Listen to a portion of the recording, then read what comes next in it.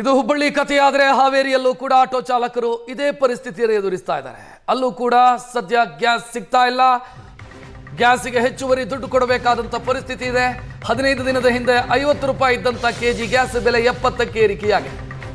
ಏಕಾಏಕಿ ಬೆಲೆ ಏರಿಕೆ ಮಾಡಿದರೆ ನಾವು ಹೆಂಗ್ರಿ ಜೀವನ ಮಾಡೋದು ಅಂತ ಆಟೋ ಚಾಲಕರು ಕೇಳ್ತಾ ಇದ್ದಾರೆ.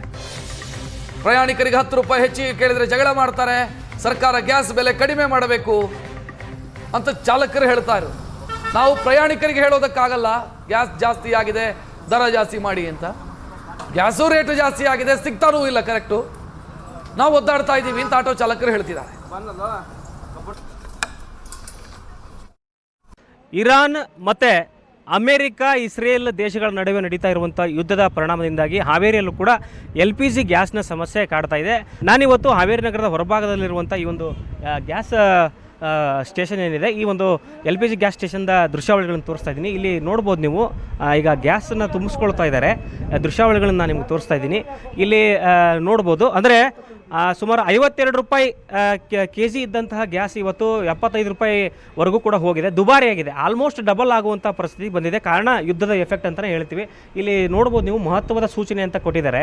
ಪ್ರಸ್ತುತ ಯುದ್ಧ ಪರಿಸ್ಥಿತಿಯ ಪರಿಣಾಮದಿಂದಾಗಿ ಮಾರುಕಟ್ಟೆಯಲ್ಲಿ ತಾತ್ಕಾಲಿಕವಾಗಿ LPG ಕೊರತೆ ಉಂಟಾಗಿದೆ ಅನ್ನುವಂಥದ್ದನ್ನು ಕೂಡ ಇಲ್ಲಿನ ಮಾಲೀಕರು ಆ ಒಂದು ಬ್ಯಾನರ್ಗಳ ಮುಖಾಂತರವಾಗಿ ಗ್ರಾಹಕರಿಗೆ ಸೂಚನೆಯನ್ನು ಕೊಡ್ತಾ ಇದ್ದಾರೆ, ಮಾಹಿತಿಯನ್ನು ಕೊಡ್ತಾ ಇದ್ದಾರೆ.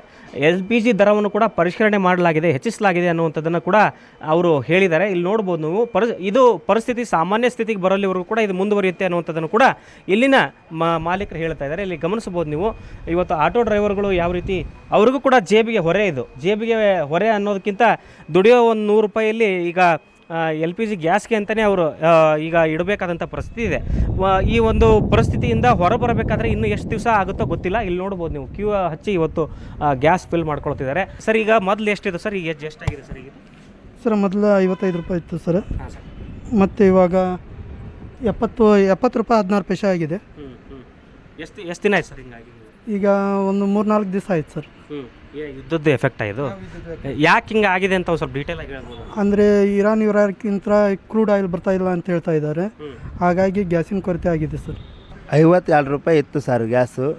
ಇವಾಗ ನೋಡಿದರೆ 70 ರೂಪಾಯಿ. ನಾವು ಹೆಂಗೆ ಬಾಡಿಗೆ ಮಾಡಬೇಕು, ನಾವು ಹೆಂಗೆ ಜೀವನ ಮಾಡಬೇಕು ಕಷ್ಟ ಬಂದೈತಿ. ಎಲ್ಲ ಎಣ್ಣೆ ರೇಟು, ಎಲ್ಲ ರೇಟು ಜಾಸ್ತಿ ಆಗೈತಿ. ಎಲ್ಲ ಕಿರಾಣಿ ಅಂಗಡಿ ಇಲ್ಲಲ್ಲಿ ಕಿರಾಣಿ ತೊಗೊಂಡು ಬರೋಕ್ಕೆ ಹೋಗಿದ್ರೂ ಜಾಸ್ತಿ ಆಗೈತಿ ರೇಟು. ನಾವು 70 ರೂಪಾಯಿ ಗ್ಯಾಸ್ ಹಾಕಿದರೆ ಹೆಂಗೆ ದುಡಿಮೆ ಮಾಡಬೇಕಂತ ನಮಗೆ ಗೊತ್ತಾಗತ್ತಿಲ್ಲ ಸರ್. ಕ್ಯಾಮ್ರಾ ಪರ್ಸನ್ ರಾಜೇಶ್ ಜೊತೆ ಪವನ್, ಏಷ್ಯಾನೆಟ್ ಸುವರ್ಣ ನ್ಯೂಸ್, ಹಾವೇರಿ.